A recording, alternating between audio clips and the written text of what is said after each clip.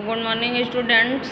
मैंने उस दिन पिछले वीडियो में मैंने तुम लोगों को संज्ञा की परिभाषा एवं भेद को बताया था। आज मैं दूसरा फिर से जो है जातिवाचक संज्ञा फिर से एक्सप्लेन कर रही हूँ। जो संज्ञा शब्द किसी भी जाति के समस्त पदार्थों जैसे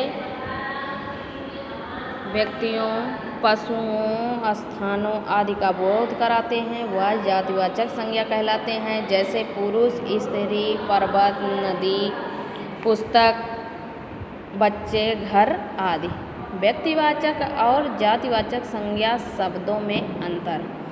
व्यक्तिवाचक संज्ञा शब्द से किसी विशेष नाम का बोध होता है, जबकि जातिवाचक संज्ञा से किसी प्राणी या वस्तु की पूरी जाति या वर्ग का। व्यक्तिवाचक संज्ञा शब्द सदैव एक वचन में होते हैं, किंतु जातिवाचक संज्ञा शब्द एक वचन और बहुवचन दोनों में होते हैं। ठीक। व्यक्तिवाचक संज्ञा का जातिवाचक संज्ञा के रूप में प्रयोग। किसी व्यक्ति विशेष के गुणों विशेषताओं को महत्व देने के लिए व्यक्तिवाचक संज्ञा को बहुवचन में प्रयोग किया जाता है। ऐसी स्थिति में व्यक्तिवाचक संज्ञा का प्रयोग जातिवाचक संज्ञा के रूप में होता है। आज भी हमारे देश में श्रवण कुमार पाए जाते हैं। जय चंदों ने हमारे देश को बहुत हानि पहुंचाई है। इसकी क्या विशेषता? किसी जातिवाचक संज्ञा को कोई विशेष नाम दे देने से वह व्यक्तिवाचक संज्ञा बन जाती है। जैसे जातिवाचक शब्द क्या है? पुरुष, स्त्री, नगर, नदी, सागर। व्यक्तिवाचक भगत सिंह, रानी लक्ष्मीबाई, मुंबई, गंगा, प्रशांत महासागर। अब है भाववाचक संज्ञा। तीसरा कौन सी संज्ञा है? भाववाचक संज्ञा।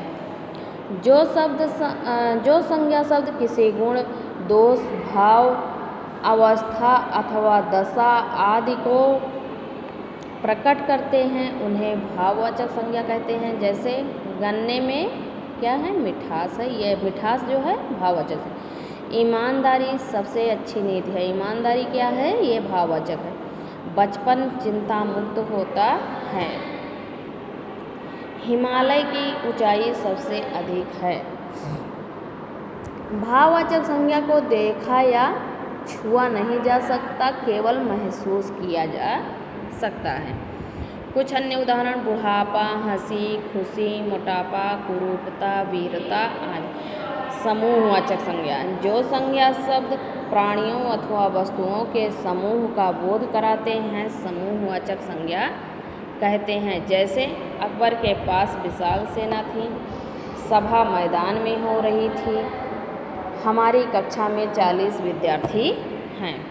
इन वाक्यों में रंगीन छपे शब्द किसी समूह का बोध करा रहे हैं, अतः ये सभी समूहवाचक संज्ञा हैं। समूहवाचक संज्ञा और बहुवचन दोनों वचनों में होती है। जैसे अशोक की सेना ने वीरता से युद्ध किया, एक वचन। दोनों सेनाएं रण क्षेत्र में पहुंच गईं, बहुवचन।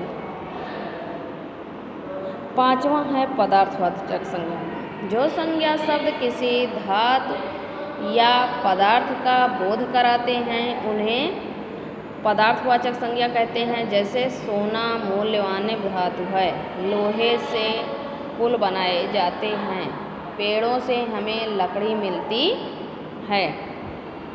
इन वाक्यों में आए शब्दों सेना, लोहे और लकड़ी से पदार्थ जिससे अन्य वस्तुएं बनाई जाती हैं का बोध हो रहा है, अतः ये पदार्थवाचक संज्ञाएं हैं।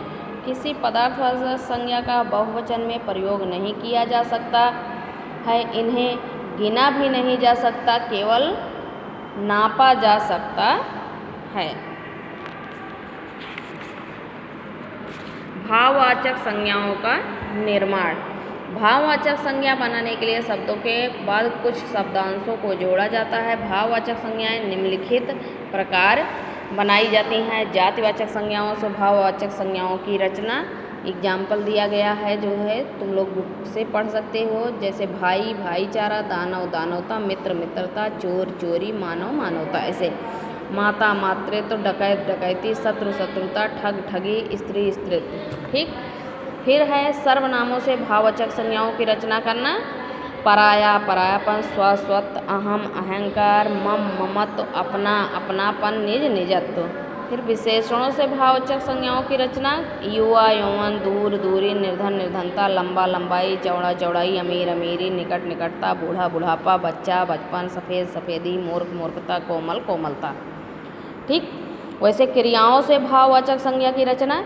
मिलना मिलन, मेल, बुनना बुनाई, बढ़ना बढ़ोतरी, पीना पिलाई, रोना रुलाई, लड़ना लड़ाई, बहना बहाव, धोना धुलाई, गाना गान, पढ़ना पढ़ाई। ऐसे ही एग्जाम्पल दिए गए हैं। क्रिया विशेषणों से भाववाचक संज्ञाओं की रचना। जल्दी जल्दबाजी, बहुत बहुतायत, शीघ्र शीघ्रता, अधिक अधिकता, कम कमी, बारंबार बारंबारता। ठीक।